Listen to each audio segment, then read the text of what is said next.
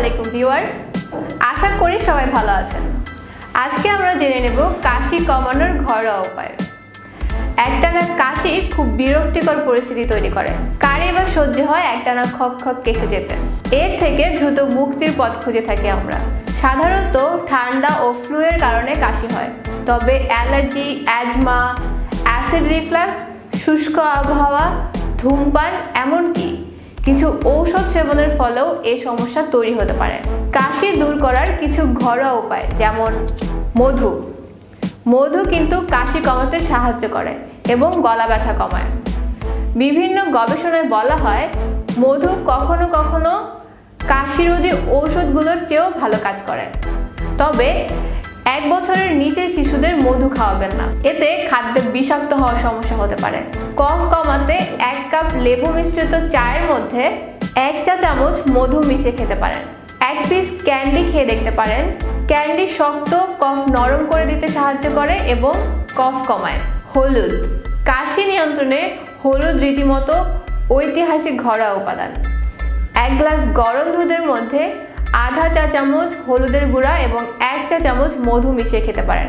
এটি দ্রুত কফ কমাতে সাহায্য করে। এছাড়া টার্মেরিক কারকিউমিন নামে একটি হলুদের ক্যাপসুল আছে।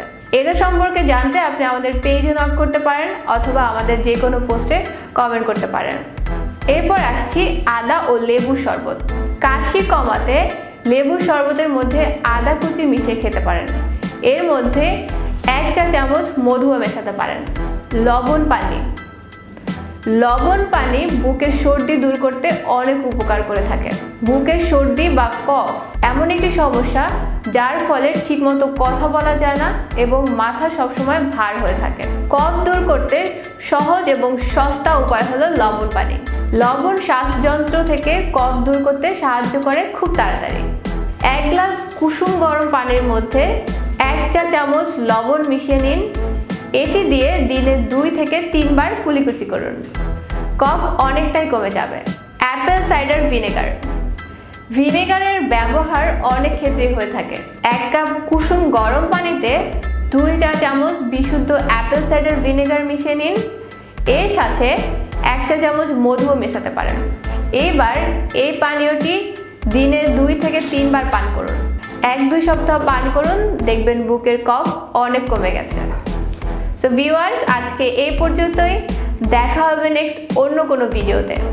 সেই পর্যন্ত সবাই ভালো থাকবেন, সুস্থ থাকবেন। আল্লাহ হাফেজ।